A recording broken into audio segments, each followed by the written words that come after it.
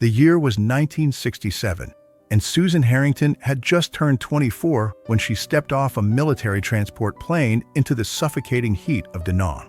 The air smelled like diesel fuel and something she couldn't quite name yet, something that would become familiar in the worst way possible. She was a registered nurse from Cincinnati, Ohio, fresh out of a 2-year nursing program at Good Samaritan Hospital, and she had volunteered for this. Her mother had cried for 3 days straight when Susan told her she was going to Vietnam. Her father, a World War II veteran himself, had simply nodded and said he understood. But standing there on that airstrip with her duffel bag and her crisp new uniform already soaked through with sweat, Susan wondered if she had made the biggest mistake of her life. The other nurses who had arrived with her looked just as terrified, but none of them said it out loud. They were led to a series of canvas tents that would serve as their living quarters, and within an hour of landing, Susan was already working her first shift at the field hospital. The wounds she saw that day would haunt her for years. Young men, barely older than her younger brother back home, with injuries so severe she had to focus on their eyes to remember they were human beings and not just problems to solve. She worked 16 hours straight that first day, and when she finally collapsed onto her cot that night, she didn't dream. She was too exhausted for dreams. 3 weeks into her deployment, Susan had developed a routine that kept her sane. Wake at 5 in the morning, shower in cold water that smelled faintly of metal, work until the sun went down, eat whatever passed for dinner, write a letter home that never mentioned the blood or the screaming, and then sleep until it started all over again.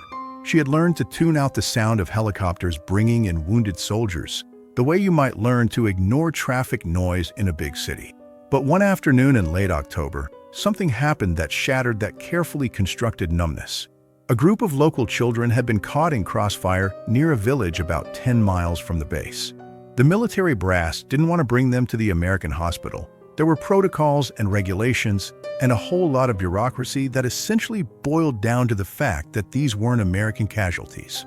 But the doctor on duty that day, a gruff surgeon from Boston named Dr. Michael Chun, had overruled everyone and ordered the chopper to bring them in anyway. Susan was the first nurse to see them when they arrived. There were 4 children, the oldest maybe 8 years old, the youngest couldn't have been more than 3.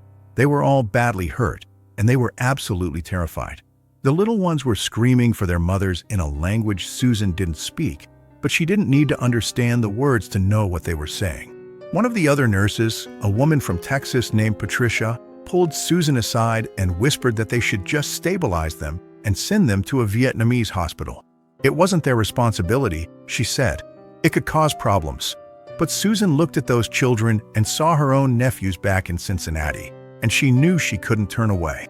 Dr. Chin worked on the oldest child first, a little girl with shrapnel wounds across her chest and arms. Susan assisted, handing him instruments and keeping the girl calm despite the language barrier. She hummed softly, the same lullaby her mother used to sing to her, and somehow it worked. The girl's terrified eyes locked onto Susan's face, and she stopped thrashing. They worked for 3 hours straight on that first child, and when they finally got her stabilized, Susan felt a sense of accomplishment she hadn't experienced since arriving in Vietnam. The other 3 children were treated next, each one requiring hours of careful surgery and nursing care. By the time the sun came up the next morning, all 4 children were alive and stable, sleeping in beds that had been set up in a corner of the hospital tent. Susan had been awake for nearly 30 hours, but she couldn't bring herself to leave them. She sat beside their beds, watching them breathe, making sure their vitals stayed steady. One of the military administrators came by around noon and informed Dr. Chun that there would be an inquiry into why he had treated enemy civilians without proper authorization. The children were technically from a village that had been flagged as sympathetic to the Viet Cong, which made them, in the eyes of the military, potential enemy combatants. Susan couldn't believe what she was hearing. These were children, babies. How could anyone classify them as the enemy? But Dr. Chin just shrugged and told her that's how war worked. Nothing made sense, and if you tried to make sense of it, you'd lose your mind. Susan didn't sleep that night either. She kept thinking about what would happen to those children once they were well enough to leave the hospital. Over the next 2 weeks, Susan became the primary nurse caring for the 4 Vietnamese children.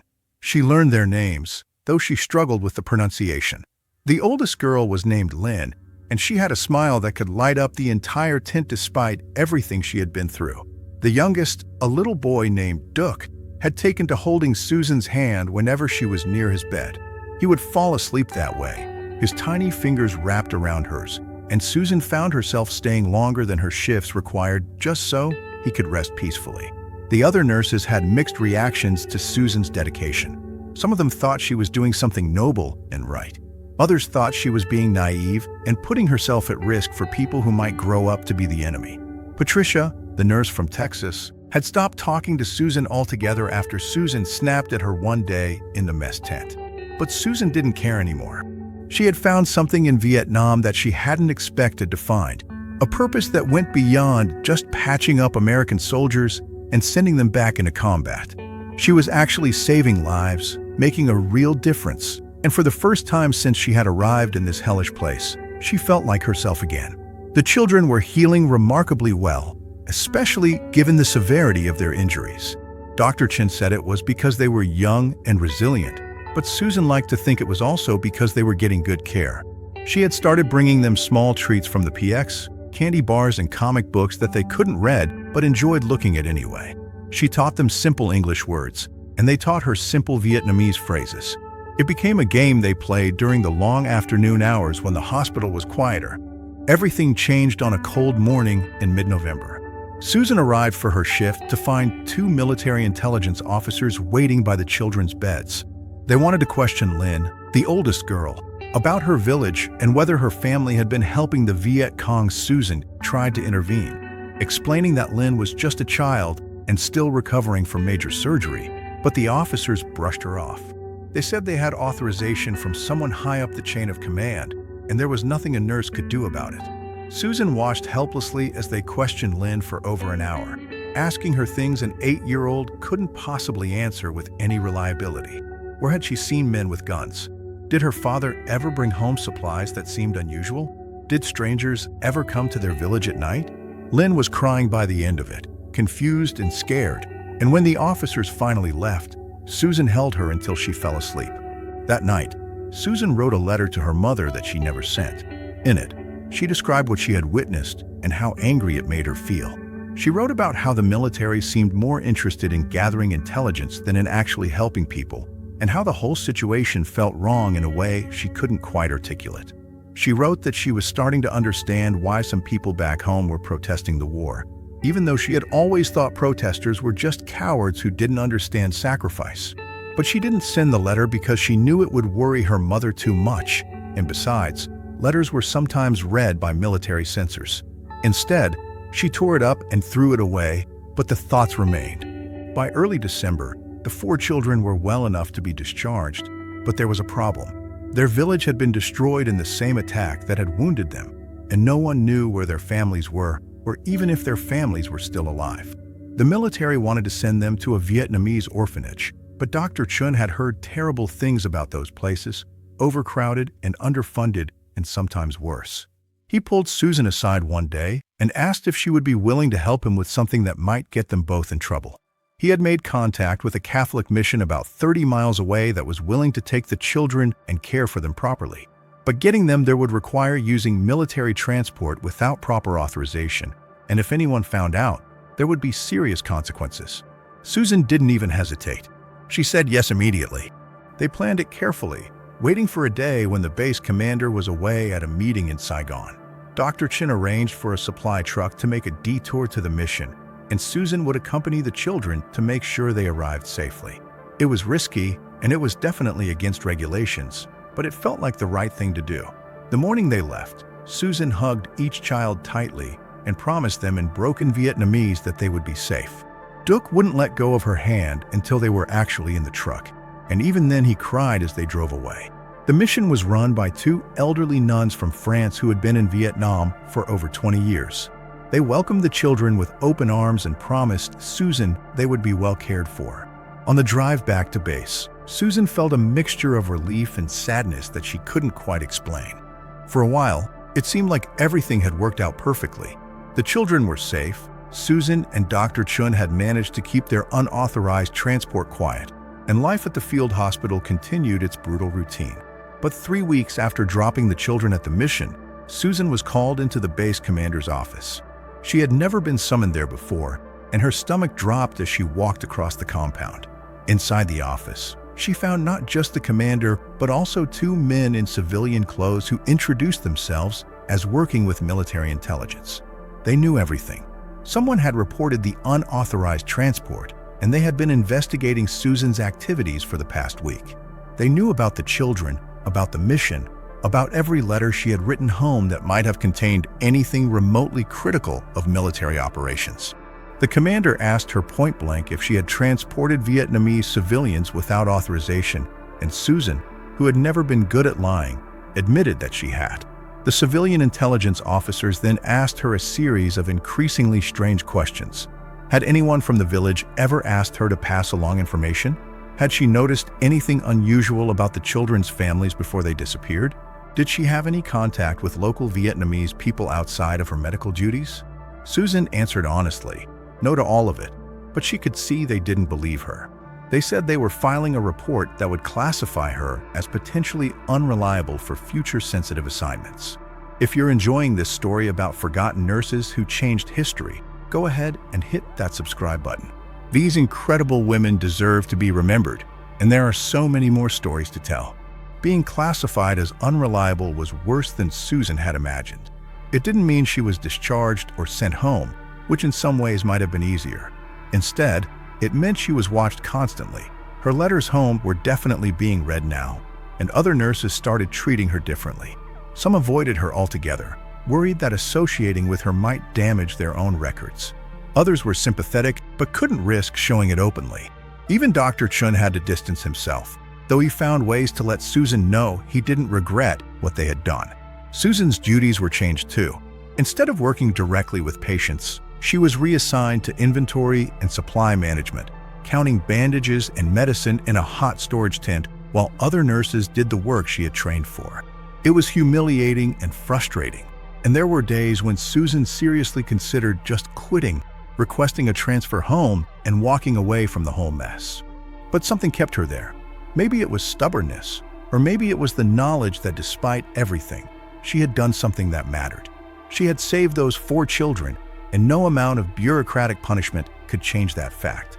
She started keeping a journal, writing down everything that happened each day, not because she thought anyone would ever read it, but because she needed to process what she was experiencing.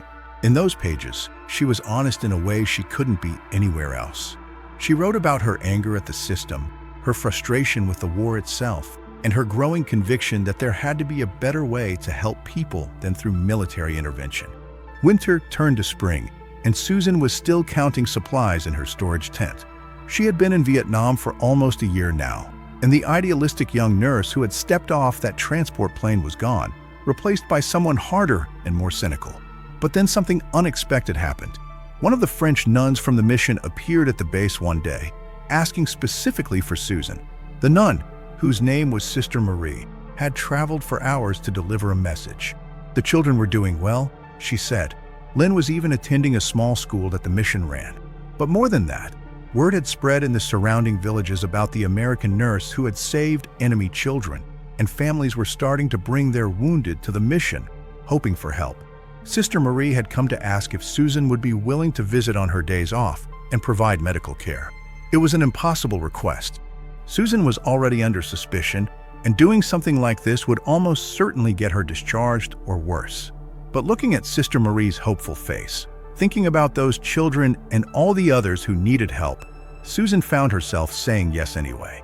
She started making trips to the mission whenever she could get away, usually claiming she was going to attend chapel services at another base. She brought whatever medical supplies she could sneak out without anyone noticing: basic antibiotics, bandages, pain medication. It wasn't much, but it was something. At the mission, she treated everything from minor infections to serious injuries, working in conditions that would have horrified her instructors back in Cincinnati. But she was good at it, better than she had ever been working in the sterile environment of the field hospital. For 6 months, Susan maintained her double life. Dutiful supply clerk on base, underground medical provider at the mission. She knew it couldn't last forever, but she had stopped caring about the consequences. The work at the mission felt real in a way nothing else did. She wasn't just patching people up so they could go back to fighting. She was actually healing communities, building trust, showing people that not all Americans were there to destroy their lives. The children she had saved became her assistants, helping translate and comfort frightened patients. Lynn, now 9 years old, had announced that she wanted to become a nurse just like Susan. It was the best compliment Susan had ever received. But in August of 1968, her luck ran out. Someone reported seeing her at the mission, and the same intelligence officers who had questioned her before showed up at the storage tent. This time, they weren't asking questions. They were placing her under formal investigation for unauthorized contact with potential enemy sympathizers, for theft of military medical supplies, and for conduct unbecoming of a military nurse. Susan was confined to base while they completed their investigation, which meant she couldn't even say goodbye to the children or to Sister Marie. She spent 2 weeks essentially under house arrest, waiting to find out what would happen to her. Other nurses whispered about her in the mess tent. Some said she was a traitor. Others said she was a hero. Susan didn't feel like either. She just felt tired. The final hearing was held in late August in a room that was too hot and too small for the number of people crammed into it. Susan sat at a metal table facing a panel of 3 officers who would decide her fate. They went through the charges one by one, reading them in flat, bureaucratic language that made everything sound worse than it was. Unauthorized transport of civilians, theft of government property, inappropriate contact with potentially hostile individuals, contact with foreign nationals without proper clearance. The list went on and on. Susan was allowed to speak in her own defense, but what could she say?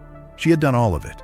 She had broken rules and regulations, not because she was a traitor or a spy, but because those rules had prevented her from helping people who desperately needed help. She tried to explain this to the panel, but she could see in their faces that they didn't understand. Or maybe they understood perfectly and just didn't care. Rules were rules, they said. Order and discipline were essential in a war zone. If everyone just did whatever they thought was right, there would be chaos. Susan almost laughed at that. There was already chaos.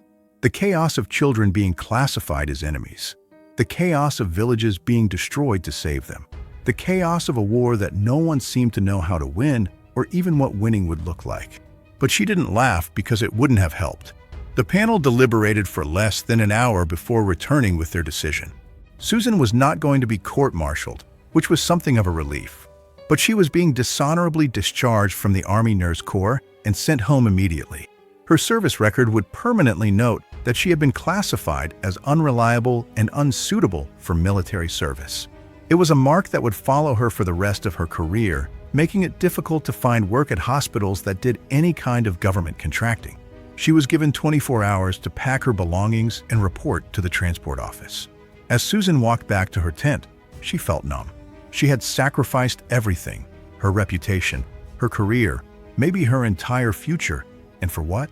To help a handful of children in a war that would continue long after she was gone. But that night, as she was packing, Dr. Chen appeared at her tent. He had been quiet during the whole investigation, forced to testify against her to save his own career, and Susan had been angry about that. But now he handed her a letter that had been smuggled to him from Sister Marie. The children were safe. The mission was still operating. And because of what Susan had done, they had managed to help over 200 people in the past year. 200 people who might have died without medical care. Sister Marie wrote that Susan's sacrifice had not been in vain, that her example had inspired others to help, and that she would always be remembered as someone who chose humanity over orders. Susan cried as she read that letter, the first real tears she had shed since arriving in Vietnam. They weren't tears of sadness exactly, more like tears of release. Maybe she had lost her career, but she had found something more important, her own moral compass and the courage to follow it even when it cost her everything. Susan Harrington returned to Cincinnati in September of 1968 to a country that had changed dramatically in the year she had been gone. The anti-war movement was in full force, and coming home as a discharged nurse was complicated. She wasn't treated like a returning veteran, but she also wasn't embraced by the protesters. She existed in a strange middle ground, someone who had served but who had also been punished for caring too much about the wrong people. Her mother cried when she saw Susan, not tears of joy but tears of sadness at how much her daughter had changed. Susan had lost weight, her face was harder, and there was something in her eyes that hadn't been there before. Her father tried to talk to her about what had happened, veteran to veteran, but Susan found she couldn't explain it in a way he would understand. How could she describe the feeling of watching children suffer because of bureaucracy? How could she make him see that sometimes the right thing to do was also the illegal thing to do? She moved back into her childhood bedroom and started applying for nursing jobs, but her service record made it difficult. Most hospitals saw the dishonorable discharge and wouldn't even grant her an interview. The few who did want to know what had happened, and Susan would tell them honestly. Some respected her for it. Most didn't want to hire someone who had admitted to stealing supplies and disobeying orders, no matter how noble the reason. It took 4 months before she finally found a position at a small community clinic on the west side of Cincinnati that served mostly low-income families. The pay was terrible and the hours were long, but the work felt meaningful in the same way the mission had. Years passed. Susan worked at the clinic, built a quiet life, and tried not to think too much about Vietnam. She never married, though she dated occasionally. She stayed close with her parents until they passed away in the late 70s. She became known in her neighborhood as a nurse who would treat anyone regardless of their ability to pay, who would make house calls at 3 in the morning if someone needed help, who genuinely cared about her patients as human beings rather than just cases to manage.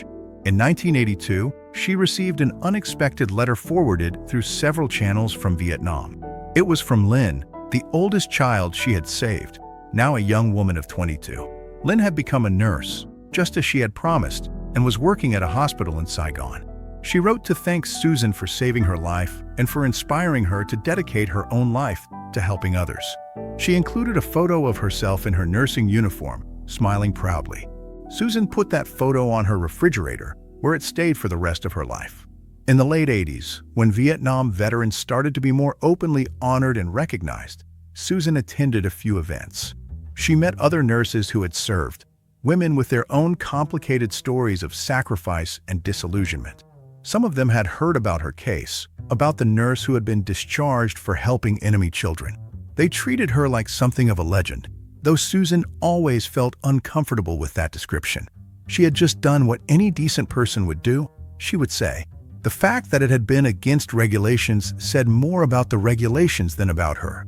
In 1995, nearly 3 decades after Vietnam, a historian researching American nurses contacted Susan. He had discovered her case in the archives and wanted to interview her. Susan hesitated. She had spent years trying to leave the past buried, but eventually agreed.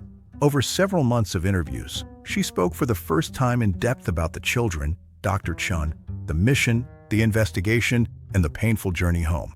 Through the process, Susan realized how much she had carried alone. The historian explained that her story revealed a rarely documented side of the war, the moral choices made far from the battlefield. When the book was published in 1997, her chapter was titled The Nurse Who Chose Conscience. It portrayed her honestly, neither glorifying nor condemning her, simply acknowledging the complexity of what she had done.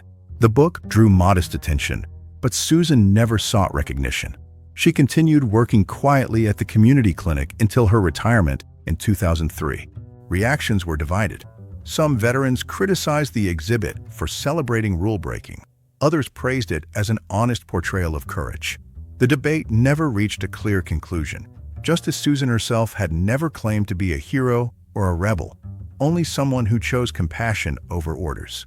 In 2021, a group of Vietnam veteran nurses petitioned the military to upgrade her discharge, arguing it should be seen as an act of humanitarian bravery. The petition gained momentum, but no official change has been made. On paper, Susan Harrington remains classified as unreliable, a label that grows more hollow the more her story is told.